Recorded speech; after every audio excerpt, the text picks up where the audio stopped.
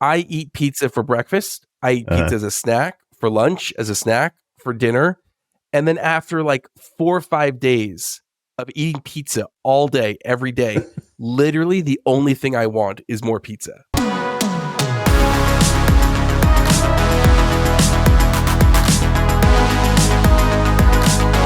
What's up, everyone, and welcome to the Local Marketing Lab, where you get real-world insights from industry pros to help you drive local revenue and local growth. This podcast is brought to you by Evocalize, digital marketing tools powered by local data that automatically work where and when your locations need it most. Learn more at evocalize.com. What's up, and welcome to the Local Marketing Lab. Today's guest needs no introduction, but according to his writer, I'm legally obligated to do so. With more than 20 years of experience building his passion for the restaurant industry, he is an author, an entrepreneur, a pizza fanatic, a family man, and he loves hot tubs. He's the founder and CEO of Ovation. Zack Oates, thanks for joining us in the lab, my friend. Stoked to be here, man. I am amped. Been waiting for this episode for a long time. Mainly, I'll just kick it off with a little story. So, a couple months ago, we were talking with each other, and I was talking with you about potentially creating a podcast, the Local Marketing Lab, and you gave a ton of encouragement. Said absolutely do it, and you gave me some insight on how to effectively launch and engage guests, and gave me some secrets for success. And because of that, we're here today. So I really appreciate you doing that. I love that you launched a podcast. There's so many people that, I'll send out information about how to start a podcast, and like nobody does it. So I love that you're doing it, man. Because so many people just, I don't know why, they get afraid. Maybe they're like worried about being on this side of the microphone. Like, what do I say? Who do I interview? Who's going to come on? And it's like, I don't know. Just start trying it and see what happens. Yeah. Just do it.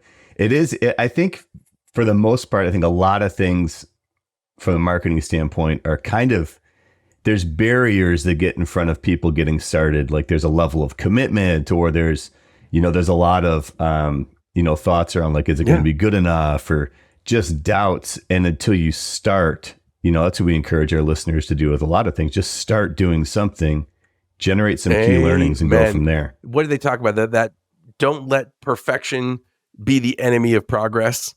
Just try it. It's never going to be perfect. I tell people all the time, like when they're like, oh, I don't know what to do for social media. And I know you had Sean Walchef on here, and he'll talk about that all the time of like, pull out your phones and do a video right now and post it to your social media, because it doesn't have to be perfect. Exactly. Like, I've got $100 microphone. Okay. Like it's whatever. It's $100 microphone. I've got like a $20 arm for my microphone to make it a little bit easier. And so that way I don't have to like set it up and take it down. But honestly, what I did for the first while? I had no microphone. And then what I did? I had a stack of books, and I took my $100 microphone, the stand that it came on. And so the microphone was just raised up a little bit higher. That was it. And guess what? I've done over 250 podcast episodes, and probably 50 of them were done without a microphone. And guess how many emails I've gotten, Justin, of people that were so angry that the sound quality was so bad. You want to know how many? I could count them on no fingers. That's how many. No one has ever been like, your sound quality's poor, I'm unsubscribing. It's like, all right, whatever. And our podcast has just grown and grown and grown. And now we've had people like, CEO of Olo, founder of Planet Hollywood, CIO of RBI, the CEO of Panera, CEO of Red Robin. I'm about to get on with the CEO and co-founder of Dave's Hot Chicken here, like literally right after this podcast. So I mean, like, and we're doing it with $100 mic. So folks, just try it. Just do it. Get out there. Right. Do it. Just do it. Yeah, and what's incredible is everybody wants to do the same. They all want marketing, right? And it's all like the rising tide raises all ships. Like you're talking about all these heavy hitters you're getting on the show. It's relatively easy to do so because they all want exposure for their brands as well. and it's free marketing. So why not? Super, super cool tactic. Let me ask you this with regards to tactics. Like, what do you think, given all your years in the industry, because I know that you started off when you were but a wee lad, doing as a soda jerk and kind of worked your way up in restaurants. Like, what do you think is one of the most important aspects of local marketing? I look at local marketing right now, so much of it has to do with your online reputation. You have to have a solid online reputation. What that means now, if you have 3.9 stars on Google, you might as well not exist. Because if you type in best hamburger near me, Google automatically filters out every hamburger joint under 4 stars. I could be in the parking lot of Justin's Burgers, type in best hamburger near me, and if you're 3.9, 4,000 reviews, you're not showing up. So what we got to do is the floor is 4 stars. And then how do you get beyond that, right? Well, you don't want to get 5 stars. 4.9, suspect. But 4.7, 4.8, 4.6, that is the ideal score. That's where you want to be with hundreds, if not over 1,000 reviews. And if you're at 4.7, 4.8 with 1,200 reviews, chances are there's a lot of people that are going to find you. And when they type in lunch near me, best burger near me, whatever, that's how you get found. It's about that. It's about being found on social media, about online reviews, because with the online reviews, that's where people are going. That's where everyone goes to online reviews before they go to a business, before they look it up, before they decide where they want to go. So you've got to have banging online reviews. And that to me is just paramount for anything to be successful in a business. Yeah. I agree. We had a Rev on the show a few episodes back, and it was the same thing. It was his number one point was you got to get your reviews squared away. If you think about the customer journey, that's when I'm hungry now. I want to find a place now. That's the first place I'm going to do is Google or look on the different apps. What's the best XYZ food near me, and it's gonna pull them up based on reviews as one of the qualifications. But word of mouth marketing number of is reviews. The number one form of marketing from the Stone Ages to today. But how that word of mouth gets shared has changed over time, right? Nowadays, back in the day, it was like literally like I would call Justin and be like, "Oh, Justin, you've got to try this place." I would send a postcard from the restaurant. I would, talk about it with my friends. I would invite people to go out to eat there. Like now it's online reviews, and people will trust, get this, people trust online reviews more than they trust their friends and family. And so it's really critical to nail that and to have a strategy around that. If you don't have a strategy for online reviews and your strategy is, let's just like let them, let's let the good times roll. Like you're missing out on thousands of dollars a month, thousands, because we've done studies, and the Harvard Business Review did a study on this. We've done our own study on this and found the same exact thing. A difference of 1 star is about 9% revenue. Because what happened was we were able to show that there was a large brand, and they put us in half the locations, didn't put us in half the locations. And after 4 months, the Ovation locations had 1.1 stars higher on Google and over 9% increase in revenue in 4 months. So it just over and over and over again, we have found the benefit of having that strategy to improve and to control your online reviews. And really what it comes down to start, is making sure that you're giving your guests an easy way to give you feedback, right? Because if you're only getting feedback from your online reviews, or shoot, maybe you're trying out long surveys, you're not getting an accurate depiction of your guest. It's not enough. It's not a high enough percentage of people that are coming in. And the other thing is, do not, under any circumstance, invite guests to leave a review for an incentive. If you have something, like you could go to Yelp right now, and they're publicly calling out restaurants who are putting out these ads that say, leave a review and get a free burger. Show us a 5-star review and get a milkshake. Show us your 5-star review in line, and we'll add free dumplings to your order. Any of that stuff will be flagged. Your listing is at risk of being completely delisted, and you will be publicly shamed on Google and Yelp. So do not incentivize for reviews. Now, here's the caveat, Justin. You can incentivize for feedback. So incentivize for the feedback, figure out what's going right. And while you can't review gate, you can't push happy customers one way and unhappy customers another. You can still invite people to leave reviews. And if you're creating a great experience, then happy people are going to leave reviews, right? So don't review gate and don't incentivize to leave reviews. Very good. I literally couldn't have said it better. We at a previous company I worked at, we did a lot of online reputation management. That's the exact same feedback that we would have given there as well. So what are some things that you've seen companies do to help? You talked about having a strategy for either getting feedback or improving feedback. Like, what are some tactics that someone could put in place this week to try to get the ball rolling in the right direction to improve their literally put out a QR presence code and saying, how are we doing? Give people a place to give you feedback, and then have the last step of that feedback to leave your review, right? And if you're doing that, you're going to push reviews. And if you're doing a good job, you're going to push more good reviews than bad ones. So, I mean, like, literally get a QR code, create some Google form, and do it, right? Like, that's what I tell people all the time. They're like, well, Ovation seems so simple. Why can't I do it myself? I'm like, you can do it yourself. Now, you don't get all the tools on the back end system, right? You don't get the data aggregation. You don't get the 34 scores that we get from analyzing all the feedback.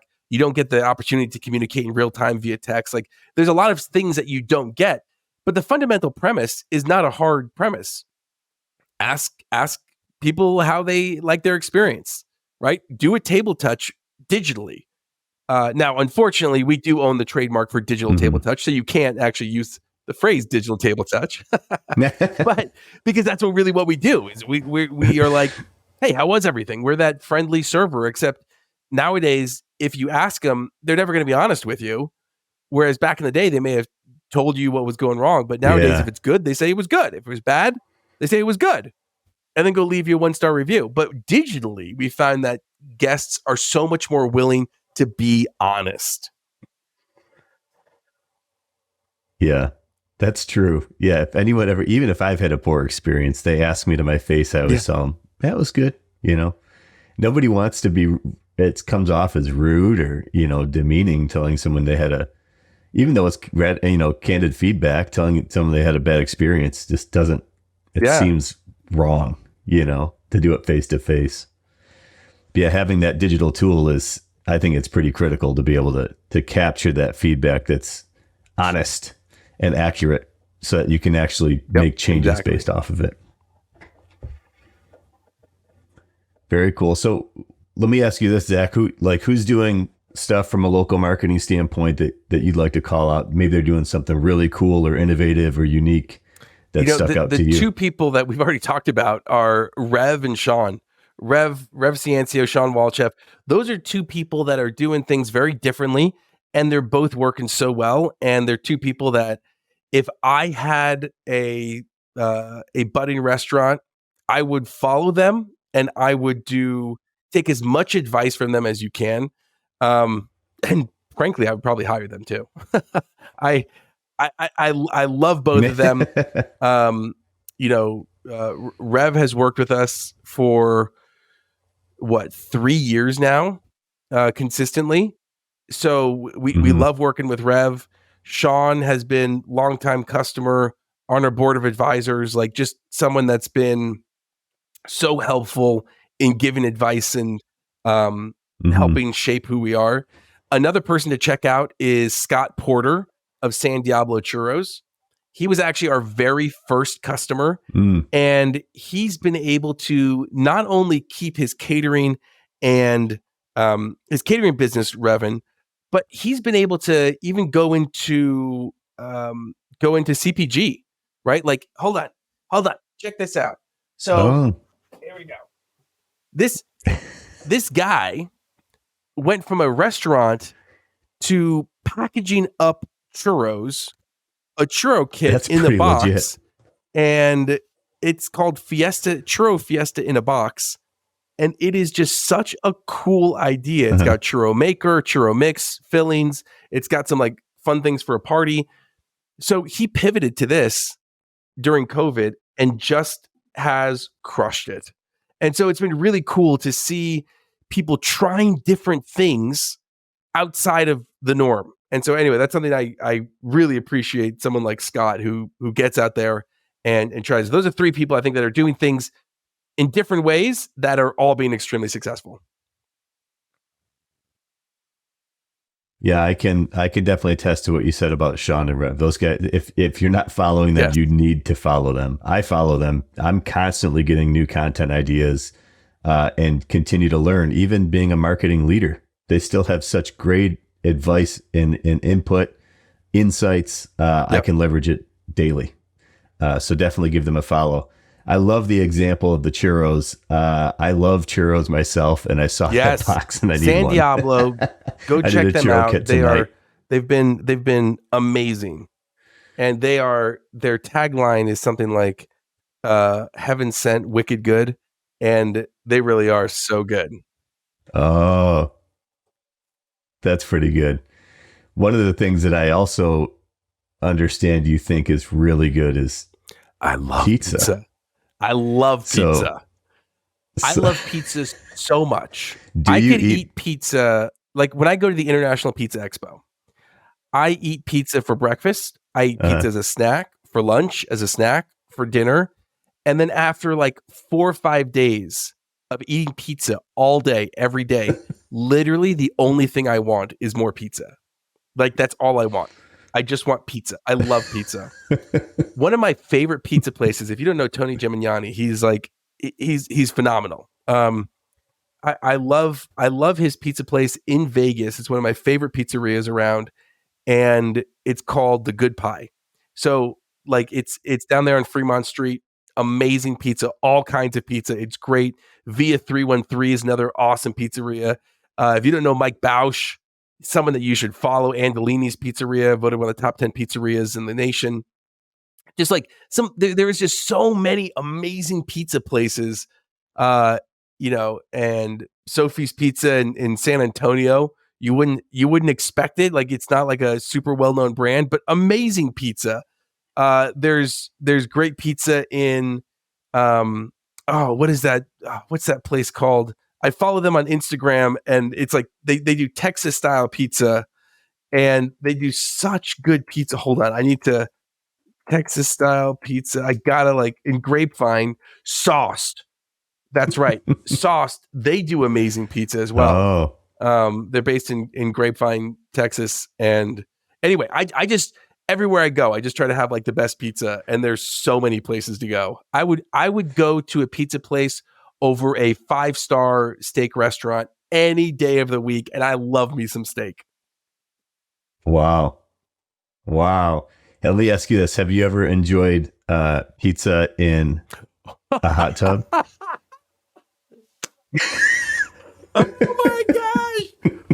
Oh my gosh. That's floating on the water. I don't even know what to say. That is unreal. I need that blown up. I need that put it on a picture behind me. Like that is incredible. What did you use for that? I used an AI tool called Midjourney. Now, what's even better is I was creating this. I was laughing so hard. Because it's so bizarre, and I really wanted to capture your energy. But when I started digging around and everyone was telling me how much you love pizza and hot tubs, I thought, this is exactly how you'd spend your ideal evening. Soaking in a hot tub, steeping in pizza, and then transitioning into a nice warm bed of pizza. Oh my gosh. That is unreal. Justin, this is unreal. Yeah. That is so good. I'll send them over to you. These are as good as NFTs without the value. Oh my gosh. The Zack Oates pizza series of NFTs. I love that. Oh my goodness. Elon's going to hop on that, or at least, someone's going to, maybe we'll get Mr. Beast to buy some of those. Dude, someone's going to do that's amazing. I've never even heard this Mid-Journey. Well, hey, I'm so going to use this. It's so cool. Oh yeah, it's a ton of fun. We like to do something special like that for all of our guests, and some of them are hit or miss, but some of them are gold. Yeah. So how should our listeners follow you, Zach? Check us out at ovationup.com. You can find me and some of my musings on LinkedIn. Just type in Zack Oates, Zack with a CK, Oates with an ES, like Hall & Oates. And yeah, be happy to connect there. Awesome. Absolutely give Zack a follow. He's got tons of great content, always showing up at different events, always on different podcasts and panels. So hats off to you, Zack. Check out Ovation, ovationup.com.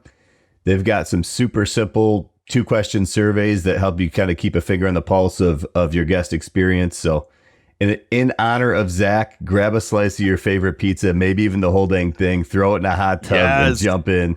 Enjoy your weekend. Dude, that was so hey, fun, Zack, it was a ton of fun. It was a ton of fun. I appreciate you joining us in the lab. Dude, that AI pick was so funny. Oh my gosh. As always, thanks for joining us in the Local Marketing Lab.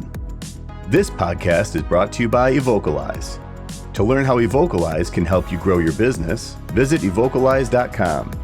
If you learned something new from today's episode, don't forget to subscribe on your favorite podcast platform and follow us on LinkedIn and Facebook at Evocalize. That's EVOCALIZE.